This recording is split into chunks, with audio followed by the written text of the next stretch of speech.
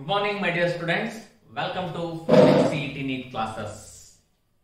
Today, we are going to discuss another important small topic for our theory exam, but entrance exam purpose ಗೆ ನಮಗೆ ಇದು ಕೂಡ important. Nuclei. CET ಓದೋದಾದ್ರೆ ನಮಗೆ theory exam ಗೆ ಏನು ಓದಿದ್ವೋ ಅದನ್ನ ಮಾತ್ರ ಸಿಇಟಿ ಗೆ ಸಾಕಾಗುತ್ತೆ. ಬಟ್ ಫಾರ್ ನೀಟಿಗೆ ಓದೋದಾದ್ರೆ ಇದರಲ್ಲಿ ಸ್ವಲ್ಪ ಎಕ್ಸ್ಟ್ರಾ ಇನ್ನೊಂದು 2-3 ಕಾನ್ಸೆಪ್ಟ್ ಕವರ್ ಮಾಡಬೇಕಾಗತ್ತೆ. ಈಗ ಸಿಇಟಿ ಬೇಕಾಗಿರೋದನ್ನ ಫಸ್ಟ್ ನಾವು ನೋಡ್ಕೊಳ್ಳೋಣಂತೆ, ನೆಕ್ಸ್ಟ್ ನಾವು ನೀಟಿ ಬೇಕಾಗಿರೋದನ್ನ ಅದನ್ನ ಕವರ್ ಮಾಡೋಣಂತೆ.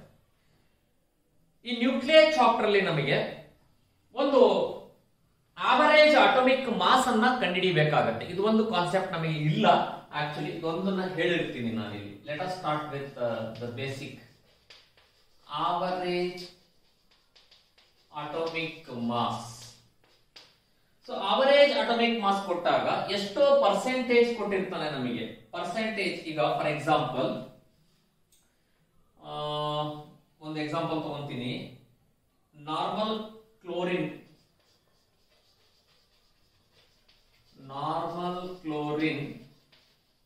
contains 75% of 17Cl35 ಅಂತೆ. ಅಂಡ್ ಇನ್ನು ಉಳ್ಕೊಂಡಿದ್ದೆಷ್ಟು 25% ಅದರಲ್ಲಿ 17Cl37 ಇರುತ್ತೆ. ಓಕೆನಾ? ಹಾಗಾದ್ರೆ ಆವರೇಜ್ ಅಟೋಮಿಕ್ ಮಾಸ್ ಕಂಡುಹಿಡಿಯೋದು ಹೆಂಗೆ? ಸೊ ದಟ್ ಈಸ್ 75% ಅಲ್ವಾ, ದಟ್ ಈಸ್ 75 into 35 ಪ್ಲಸ್ ಉಳ್ಕೊಂಡಿದ್ದೆಷ್ಟು ಇಲ್ಲಿ 25. 100 minus 75 ಅಂದ್ರೆ 25 ಇಂಟು ಅದೆಷ್ಟಿದೆ 37 ಡಿವೈಡೆಡ್ ಬೈ ಪರ್ಸೆಂಟೇಜ್ ಅಲ್ಲಿ 100. ಸೊ ಇದೊಂದು ಫಾರ್ಮುಲಾ ನೆನಪಿಟ್ಕೊಳ್ರಿ. ಅಂದ್ರೆ ಈ ಪರ್ಸೆಂಟೇಜ್ ಅಂತ ಅರ್ಥ ಇದು. ದಿಸ್ ಈಸ್ ಪರ್ಸೆಂಟೇಜ್ 75% ಇದೆ ಅಂತ ಅಂದ್ರೆ this is 100 minus that percentage. General ಆಗಿ ಬರೆಯೋದಾದ್ರೆ ಇದು ಯಾವ್ದು ಕೊಟ್ಟಿರ್ತಾನೋ ಎಲಿಮೆಂಟ್ ಅದ್ರ ಮೇಲೆ depend.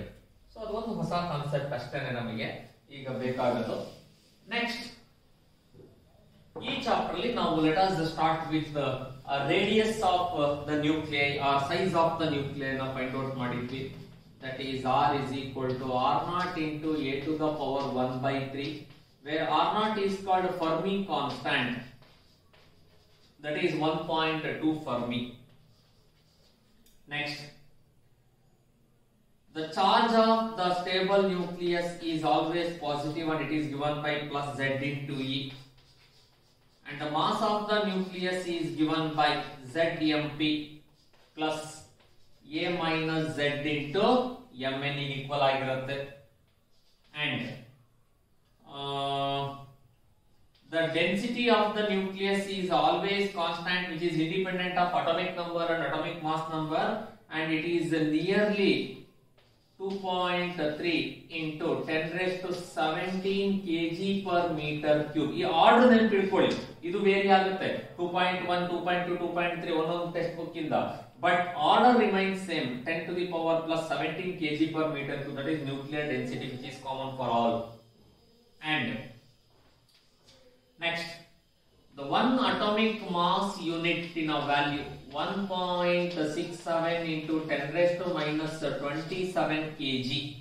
Okay, this is the value of one atomic mass unit. 1/12 the mass of carbon 12 isotope ಅಂತ ಹೇಳಿದ್ವಲ್ಲ, ಸೊ ಅದನ್ನ ಕನ್ವರ್ಟ್ ಮಾಡಿದಾಗ. And also one atomic mass unit ಅನ್ನ ನಾವು ಮೆಗಾ ಎಲೆಕ್ಟ್ರಾನ್ ವೋಲ್ಟ್ ಅಲ್ಲಿ ಬರೆದ್ರೆ 931 mega electron volt. The value of one atomic mass unit in terms of mega electron volts ಅಂತ ಬರೆದ್ರೆ 931 mega electron volts ಗೆ ಈಕ್ವಲ್ ಆಗಿರುತ್ತೆ. ಓಕೆ, ಅಂಡ್ ದೆನ್ ನೆಕ್ಸ್ಟ್ ಇದಾದ್ಮೇಲೆ ನಮಗೆ mass defect delta M, mass defect which is given by z into mp plus a minus z into mn minus mass of the stable nucleus. The difference in the sum of the mass of the nucleus to the mass of stable nucleus is called mass defect. So ಇದನ್ನ ನಾವು ಈ ರೀತಿ use ಮಾಡ್ತೀವಿ mass defect ಅನ್ನ. And also Einstein's mass energy relation is given by E is equal to mc square. Important ನಮಗೆ ಇದು. c is the speed of light. Energy can be converted into mass, mass can be converted into energy. ನೋಡಿ ಇದ್ರ ಮೇಲೆ last year NEET ಅಲ್ಲಿ ಇದ್ರ ಮೇಲೆ ಕೇಳಿದಾನೆ. 5 milligram ಅನ್ನ energy equality convert ಮಾಡಿ ಅಂತ ಹೇಳಿದಾನೆ. ಸಚ್ ಎ ಸಿಂಪಲ್ ಕ್ವೆಶ್ಚನ್, ಈಸಿಯಾಗಿ ನಾವು ಅಟೆಂಡ್ ಮಾಡುವಂತದ್ದು. ಅಂಡ್ ಆಲ್ಸೋ ಬೈಂಡಿಂಗ್ ಎನರ್ಜಿ ಬರುತ್ತೆ ನಮಗೆ ಅಲ್ಲಿ. ಬೈಂಡಿಂಗ್ ಎನರ್ಜಿ ಏನಿದೆಯಲ್ಲ, it is nothing but equivalent of the mass defect delta m multiplying by 931 mega electron volt, which will gives you the binding energy. And specific binding energy anta andre it is nothing but binding energy per nucleon. Nucleon anta andre atomic mass number ಇಂದ divide ಮಾಡಿಬಿಟ್ರೆ ಮುಗಿತಪ್ಪ, ಅದು ನಮಗೆ binding energy per nucleon ಗೆ equal ಆಗಿರುತ್ತೆ ಅದು. ಓಕೆನಾ? So ಇದಾದ್ಮೇಲೆ litre ನಮಗೆ ಮತ್ತೆ nuclear fission and nuclear fusion reaction ಅನ್ನು ಓದಿದ್ರಿ ನೀವು. ಇನ್ನು ಅದೇನು ನಾವು ಡೆಫಿನೇಷನ್ ಎಲ್ಲ ಹೇಳಿ ಬರೆಯೋ ಅವಶ್ಯಕತೆ ಇಲ್ಲ ಅನ್ಕೊಂತೀನಿ. ಬಟ್ ಏನು ಇಲ್ಲಿ ನಾವು ನೆನಪಲ್ಲಿ ಇಟ್ಕೋಬೇಕಾಗಿರೋದು ಅಂತ ಅಂದ್ರೆ, ಫಿಷನ್ ರಿಯಾಕ್ಷನ್ ಆದಾಗ the average energy released per reaction ಏನಿದೆಯಲ್ಲ, it is about 200 mega electron volt ಅಷ್ಟು ಇರುತ್ತೆ ನಮಗೆ. ಅದೇ ನಮಗೆ ಒಂದು ಫ್ಯೂಷನ್ ರಿಯಾಕ್ಷನ್ ಆದಾಗ, ಇದು ಪರ್ ರಿಯಾಕ್ಷನ್ ನಾನು ಹೇಳ್ತಾ ಇರೋದು, ಫ್ಯೂಷನ್ ರಿಯಾಕ್ಷನ್ ಆದಾಗ the average energy is nearly 27 mega electron volt ನಷ್ಟಿರುತ್ತೆ. ಓಕೆ, ಅಟ್ಲೀಸ್ಟ್ ನಮಗೆ ಒಂದು ರಿಯಾಕ್ಷನ್ ಇಷ್ಟ ಆಗುತ್ತೆ ಅಂತ. ಏನ್ ಮಾಡ್ತಾನೆ ಎಕ್ಸಾಮ್ ಅಲ್ಲಿ ನಮಗೆ 5 milligram of uranium undergoes fission reaction ಅಥವಾ 1 gram of hydrogen undergoes nuclear fusion reaction ಅಂತ ಕೊಟ್ಟು ಫೈಂಡ್ ದ ಟೋಟಲ್ ಎನರ್ಜಿ. ನೋಡಿ, ಒಂದು ಆಟಮಿಗೆ ರಿಲೀಸ್ ಆಗೋ ಎನರ್ಜಿ ಇಷ್ಟಿರುತ್ತೆ ಅನ್ನೋದಾದ್ರೆ number of atoms in particular given mass ಕಂಡುಹಿಡಿಬೇಕಲ್ಲ ನೀನು. So that is important. ಆ formula number of atoms is equal to mass in grams. ಇದು ಬಹಳ important formula. Mass in grams into Avogadro number divided by atomic mass. So this is the formula. If n is the number of atoms, then it is mass in grams into Avogadro number divided by atomic mass. So this is the formula to find the number of atoms in 5 gram, 2 gram, 5 kg. ಅವನು ಯಾವುದಾದ್ರು ಕೊಡ್ಲಿ mass, ನೀನು ಗ್ರಾಮಿಗೆ convert ಮಾಡಬೇಕು, because it is a gram equivalent. ಅವನು 3 kg ಕೊಟ್ನಾ 3000 grams, 1 kg ಕೊಟ್ನಾ 1000 grams, 1 milligram ಕೊಟ್ನಾ 1 into 10⁻³ ಲೈಕ್ ದಿಸ್. ಯಾವುದರಲ್ಲೇ ಕೊಟ್ಟರು ಕೂಡ ನಾವು ಅದನ್ನ ಗ್ರಾಮ್ ಅಲ್ಲಿ ಬರ್ಕೋಬೇಕು, ನಂಬರ್ ಆಫ್ ಆಟಮ್ಸ್ ಅನ್ನ ಫೈಂಡ್ ಔಟ್ ಮಾಡ್ಲಿಕ್ಕೆ ಕೊಟ್ಟಿರೋ ಎಲಿಮೆಂಟ್ ಅಲ್ಲಿ. ಸೊ ಅದು ಒಂದು ಇಂಪಾರ್ಟೆಂಟ್ ರಿಲೇಷನ್ ನೀವು ಅಲ್ಲಿ ನೆನಪಲ್ಲಿ ಇಟ್ಕೋಬೇಕಾಗತ್ತೆ. ಇದಿಷ್ಟು ಕೂಡ ನಮಗೆ ಬೇಸಿಕ್ ಫಂಡಮೆಂಟಲ್ ಕಾನ್ಸೆಪ್ಟ್ಸ್ ಈಗ ನಮ್ಮ ಸಿಇಟಿಗೆ ಇರ್ತಕ್ಕಂಥದ್ದು. ಇನ್ನು ನೀಟಿಗೆ ಬೇಕಾಗಿರ್ತಕ್ಕಂಥದ್ದು ಸಿಇಟಿಗೆ ಈ ಸತಿ ರೆಡ್ಯೂಸ್ಡ್ ಸಿಲೆಬಸ್ ಇಂದ ಏನಿರುತ್ತೋ ಅದನ್ನೇ ಕೊಡ್ತಾರೆ.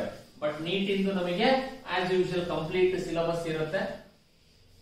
ಅದರಲ್ಲಿ ಏನ್ 70% ಹೇಳಿದಾರಲ್ಲ ಅದರಿಂದ ಜಾಸ್ತಿ ಕ್ವಶನ್ ಕೊಡ್ತೀವಿ ಅಂತ ಹೇಳಿದಾರೆ ಅಷ್ಟೇ ಹೊರತು ಅವರು ಉಳಿದಿದ್ರ ಮೇಲೆ ಕೊಡಲ್ಲ ಅಂತ ಹೇಳಿಲ್ಲ. Chances are there. ಬೆಟರ್ ಏನು ರೇಡಿಯೋ ಆಕ್ಟಿವಿಟಿ ಅಂತ ಅನ್ನೋದು ಒಂದು ಹೊಸ ಕಾನ್ಸೆಪ್ಟ್. ರೇಡಿಯೋ ಆಕ್ಟಿವಿಟಿ ಈಗ ಅಟ್ಮಾಸ್ಫಿಯರ್ ಅಲ್ಲಿ ಇರ್ತಕ್ಕಂತ ಹೆವಿಯರ್ ಎಲಿಮೆಂಟ್ಸ್ ಗಳು ಅಟಾಮಿಕ್ ನಂಬರ್ ಗ್ರೇಟರ್ ದಾನ್ 82 ಇರ್ತಕ್ಕಂಥವು they are unstable. To attain the stability they spontaneously disintegrate by themselves. ತಮ್ಮಷ್ಟಕ್ಕೆ ತಾವೇ ಅದರಲ್ಲಿರೋ ಎಲಿಮೆಂಟ್ಸ್ ಅನ್ನ ಡಿಸ್ಇಂಟಿಗ್ರೇಟ್ ಮಾಡ್ತಾ ಬರುತ್ತೆ, ಕಳ್ಕೊಳ್ತಾ ಬರುತ್ತೆ ಆಟಮ್ಸ್ ಅನ್ನ. ಅದು ಕಳ್ಕೊಳ್ಳುವಾಗ ರೇಡಿಯೇಷನ್ ಎಮಿಟ್ ಮಾಡುತ್ತೆ. The spontaneous disintegration of certain heavier elements along with the emission of certain radiations is called radioactivity. ಈ ರೇಡಿಯೋಆಕ್ಟಿವಿಟಿ ನ ಹೆನ್ರಿ ಬ್ಯಾಕ್ವೆರಲ್ ಅಂತ ಅನ್ನೋ ಫಿಸಿಸ್ಟ್ ಫೈಂಡ್ ಔಟ್ ಮಾಡ್ದ. Henri Becquerel. ಓಕೆ, ಸೊ ಹಾಗಾಗಿ ಆಕ್ಚುಲಿ ರೇಡಿಯೋ ಆಕ್ಟಿವಿಟಿಯ SI ಯೂನಿಟ್ ಅದೇನೆ. The SI unit of activity is Becquerel. ಬ್ಯಾಕ್ವೆರಲ್.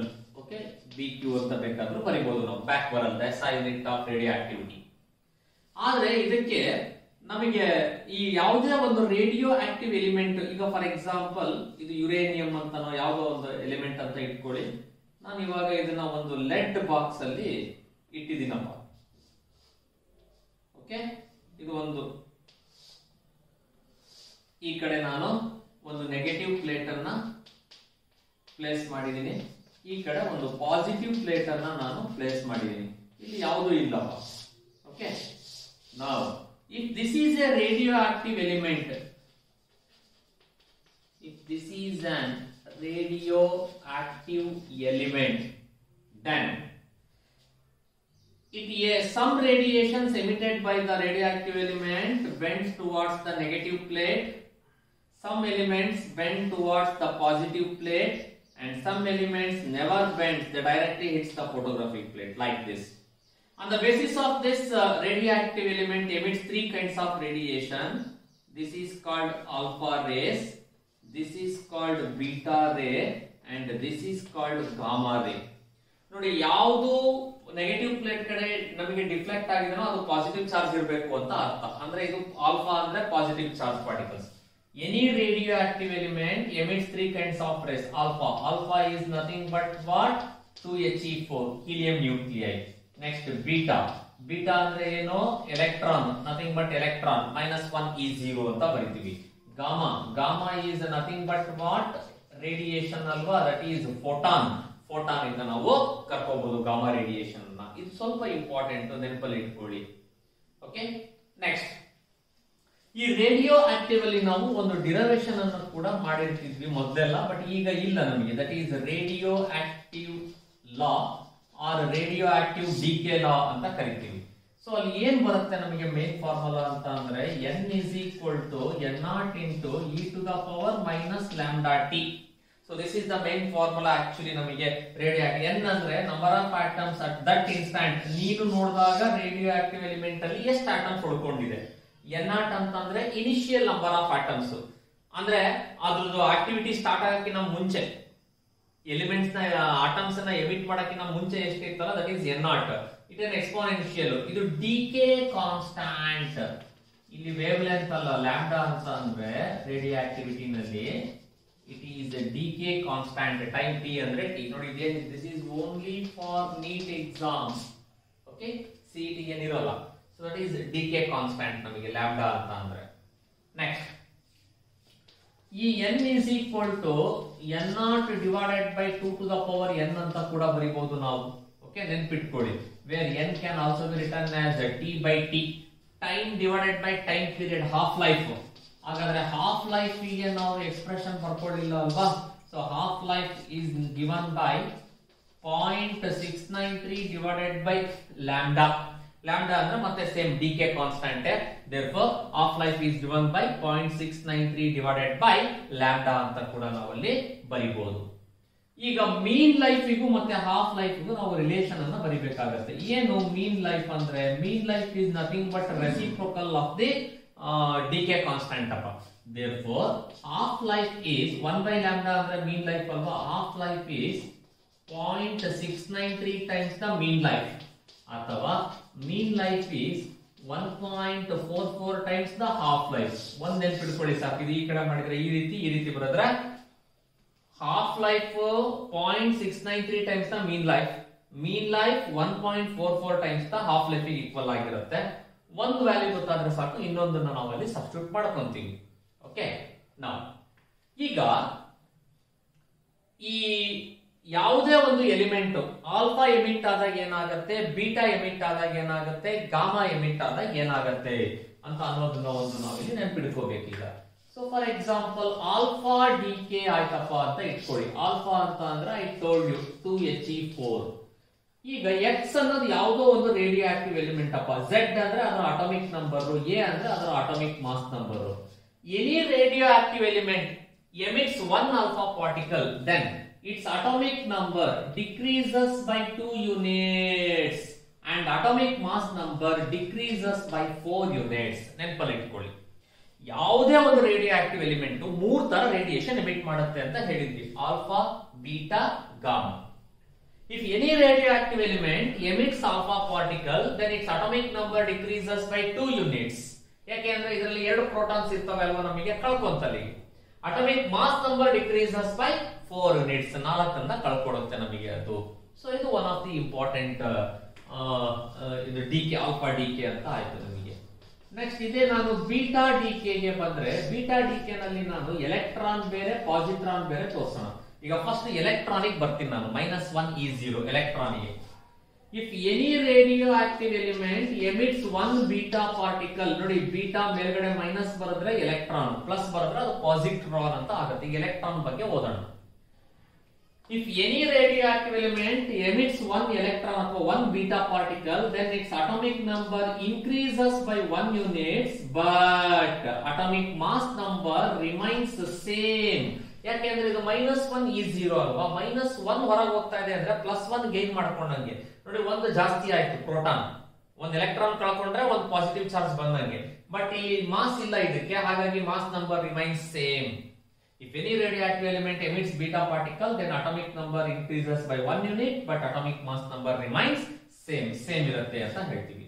Next, beta minus dk, sorry beta plus dk.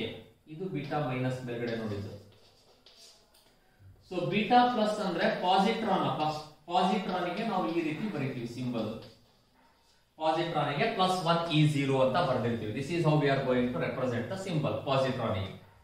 If any radioactive element emits positron beta plus, atomic number decreases by 1 unit, but mass number remains same. Okay na? ಇದು ಮೂರು important. ಇನ್ನ gamma DK ಗೆ ಬಂದರೆ ಏನು changes ಆಗೋದಿಲ್ಲ ನಮಗೆ.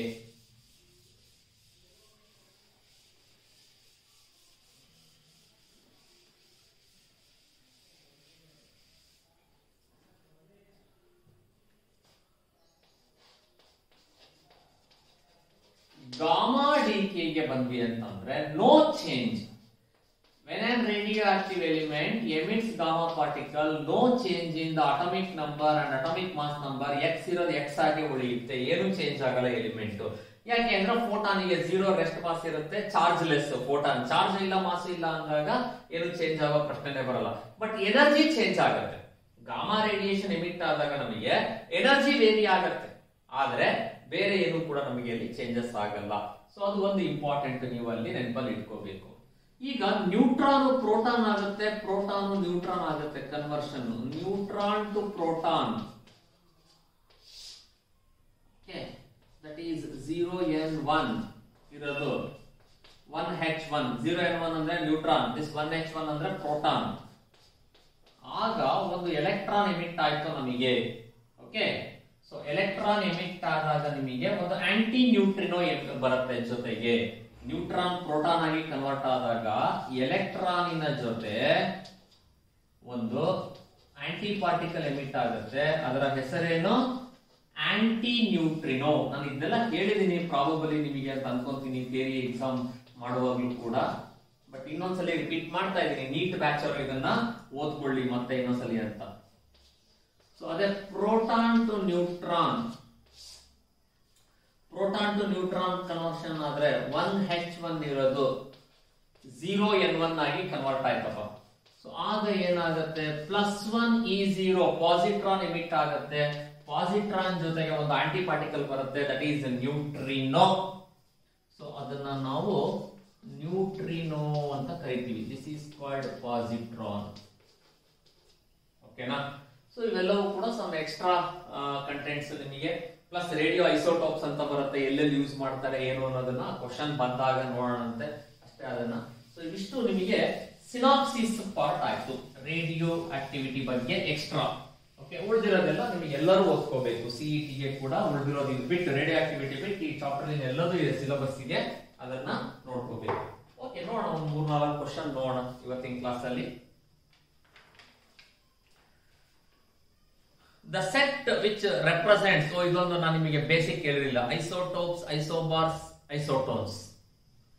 Same atomic number ಇದ್ದು mass number change ಇದ್ರೆ ಐಸೋಟೋಪ್ಸ್, ಸೇಮ್ ಮಾಸ್ ನಂಬರ್ ಇದ್ದು ಅಟಾಮಿಕ್ ನಂಬರ್ ಚೇಂಜ್ ಆದ್ರೆ isobars, same number of neutrons ಇದ್ರೆ ಐಸೋಟೋನ್ಸ್ ಅಂತ ಕರಿತೀವಿ ನಾವು. ಈಗ ಅದನ್ನ ಇಲ್ಲಿ ಕರೆಕ್ಟ್ ಆಗಿ ಹುಡುಕ್ಬೇಕಪ್ಪ. ನೋಡಿ, ಫಸ್ಟ್ ಐಸೋಟೋಪ್ ಹುಡುಕ್ರಿ. ಐಸೋಟೋಪ್ ಅಂತ ಅಂದ್ರೆ ಏನಿರ್ಬೇಕು ನಮಗೆ? Same atomic number, different mass number ಇರಬೇಕು. ಸೇಮ್ ಅಟಾಮಿಕ್ ನಂಬರ್ ಇರೋಂತದ್ದು 4ರಲ್ಲಿ 2 ಇರೋದು, ಆಪ್ಷನ್ 1, ಆಪ್ಷನ್ 4. ಸೊ ಇದರ 1 ಇಲ್ಲ 4 ಆಗಿರ್ಬೇಕಾ? ಸೊ ಮೊದಲನೇದು ಕರೆಕ್ಟ್ ಇದೆ, ಐಸೋಟೋಪ್. ಐಸೋಬಾರ್ ಅಂದ್ರೆ ಏನು? ಉಲ್ಟಾ. Mass number same, atomic number change ಇರಬೇಕು. ಎಸ್, ಇಟ್ ಈಸ್ ಆಪ್ಷನ್ 4 ಅಲ್ವಾ. 1h2 1h3 isotope, 2he3 1h3 ಅಂದ್ರೆ ಐಸೋಬಾರ್, ಮುಂದಿಂದು ಐಸೋಟೋನ್ ಆಗಿರ್ಲೇಬೇಕು. It is option 4. Option 4 is the right answer. ಇದು ಬೇಕಾದ್ರೆ ಇನ್ನೊಂದ್ಸಲಿ ನೋಡಿ. ನಂಬರ್ ಆಫ್ ನ್ಯೂಟ್ರಾನ್ಸ್ ಹೆಂಗ್ ಕಂಡುಹಿಡಿತೀರಾ ನೀವು? Number of neutrons is nothing but a minus z, atomic mass number minus atomic number ಮಾಡಿದ್ರೆ ನಂಬರ್ ಆಫ್ ನ್ಯೂಟ್ರಾನ್ಸ್ ಸಿಗುತ್ತೆ ನಿಮಗೆ. ಈಗ ಐಸೋಟೋಪ್ಸ್ ಅಂತ ಅಂದ್ರೆ same atomic number, different mass number. 1h2 1h3 ಇದೆ ಅಪ್ಪ, ಅಟಾಮಿಕ್ ನಂಬರ್ ಸೇಮ್ ಆದ್ರೆ ಮಾಸ್ ನಂಬರ್ ಚೇಂಜ್ ಇದೆ. ಸೊ ಇದನ್ನ ನಾವು ಐಸೋಟೋಪ್ಸ್ ಅಂತ ಕರಿತೀವಿ. ನೆಕ್ಸ್ಟ್ ಐಸೋಬಾರ್ಸ್, ಅವ್ನು ಕೊಟ್ಟಿರೋ ಎಕ್ಸಾಂಪಲ್ ನೇ ಬರ್ಕೊಡ್ತೀನಿ. 2he3 1h3, 2he3 1h3, mass number same but atomic number change ಇರಬೇಕು, ಅದನ್ನ ಐಸೋಬಾರ್ಸ್ ಅಂತ ಕರಿತೀವಿ. ನೆಕ್ಸ್ಟ್ ಐಸೋಟೋನ್ಸ್, ಅವನು ಕೊಟ್ಟಿರೋ ಎಕ್ಸಾಂಪಲ್ ಬರೆಯೋದಾದ್ರೆ 79Au 197, 80 ಮರ್ಕ್ಯೂರಿ Hg 198 ಅಂತ ಕೊಟ್ಟಿದ್ದಾನೆ. ನೋಡಿ 198 ಅಲ್ಲಿ 80 ಕಳೆರಿ ಇನ್ನೇನು ಉಳಿತು? 118 ಉಳಿತು. 197 ಅಲ್ಲಿ 79 ಕಳೆರಿ ಅದು ಸೇಮ್ 118 ಉಳಿತು. ಅಂದ್ರೆ number of neutrons remains same. This is how we are going to classify the nuclei as isotopes, isobars and isotones. So for question number 1, option 4 is the right answer. The neutral boron of atomic weight 10.81 is found to have two isotopes, boron 10 and boron 11. The ratio of abundance of isotopes of natural boron should be, ratio of abundance ಏನಾಗುತ್ತೆ ಅಂತ ಕಂಡುಹಿಡಿಯಲಿಕ್ಕೆ ಕೇಳಿದ್ದಾನೆ. Okay, question number 2 ನೋಡಿ. Let abundance ಅನ್ನ ನಾನು x% ಅಂತ ಕರ್ಕೊಂತೀನಿ. Let abundance of boron 10 is some x% ಅಂತ ಕರ್ಕೊಳ್ಳೋಣ. ಮತ್ತೆ ಇನ್ನೊಂದು 100 minus x ಈಕ್ವಲ್ ಆಗಿರಬೇಕು. ಈಗ ಆವರೇಜ್ weight ಗೆ ಅವಾಗಲೇ ಒಂದು ಫಾರ್ಮುಲಾ ಬರ್ದಿದ್ನಲ್ಲ, ಅದನ್ನ ಇಟ್ಕೊಂಡೇ ಬರೀತೀನಿ. ಎಷ್ಟು ಕೊಟ್ಟಿದ್ದಾನೆ? 10.81 ಅಂತ ನಮಗೆ. x% of what? 10. So that is x into 10 plus 100 minus x into ಇನ್ನೊಂದು ಯಾವ್ದು ಎಲಿಮೆಂಟ್ ಕೊಟ್ಟಿರೋದು ನಮಗೆ? boron 11 divided by 100. ಕರೆಕ್ಟಾ? ನಾನು ಅವಾಗಲೇ ಏನು ಬರ್ದಿದ್ನಲ್ಲ ಅದನ್ನೇ ಬೇಸ್ ಆಗಿ ಇಟ್ಕೊಂಡು ಬರೀತಾ ಇರೋದು. This is 10.81 equals 10x plus 1100 minus 100x divided by 100. Cross multiply ಮಾಡಿ 100 into 10.81 is 1081.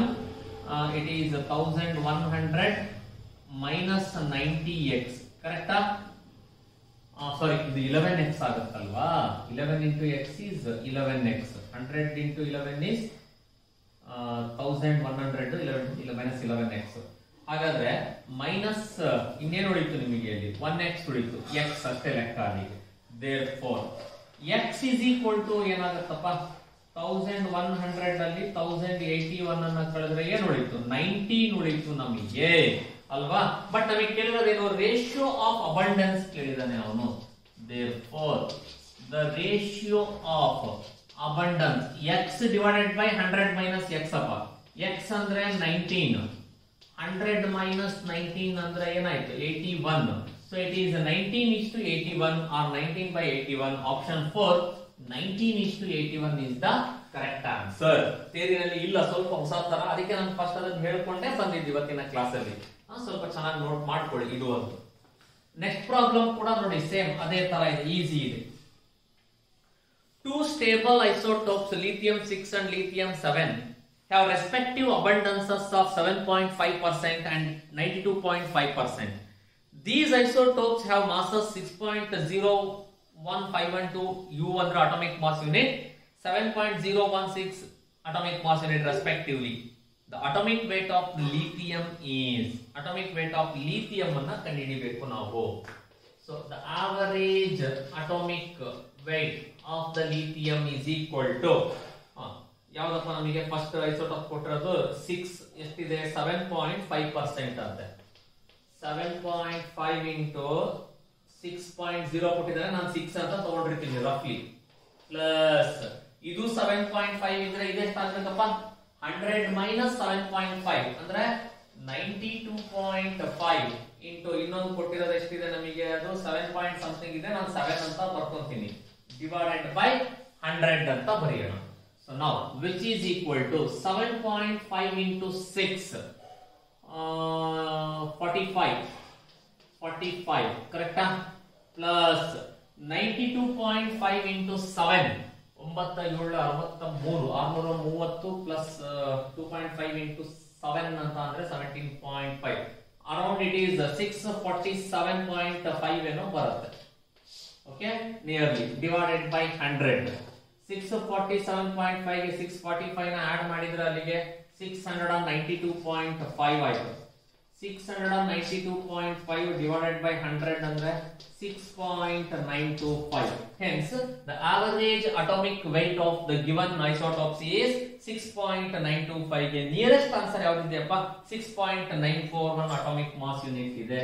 ಅಂದ್ರೆ option 1 is the right answer. ಓಕೆನಾ? ಸೊ ಇಲ್ಲಿ ನಿಲ್ಸಿರ್ತೀನಿ, ಅದು ಇನ್ನೊಂದು ಕಾನ್ಸೆಪ್ಟ್ ಒಂದೇ ಸ್ಟ್ರೆಚ್ ಅಲ್ಲಿ ತಗೊಂಡು ಹೋಗೋಣ, ಈಸಿ ಅನ್ಸುತ್ತೆ ನಮಗೆ. ನಾಳೆ ಕ್ಲಾಸ್ ಅಲ್ಲಿ ನಾವು size of nucleus, mass energy ಅದೆಲ್ಲ ಡೀಟೇಲ್ ಆಗಿ ಓದೋಣ. ಸೊ ಮನೆಯಲ್ಲೇ ಇದ್ದು ಚೆನ್ನಾಗಿ ವರ್ಕ್ ಮಾಡ್ತಾ ಬನ್ನಿ. Okay, thank you.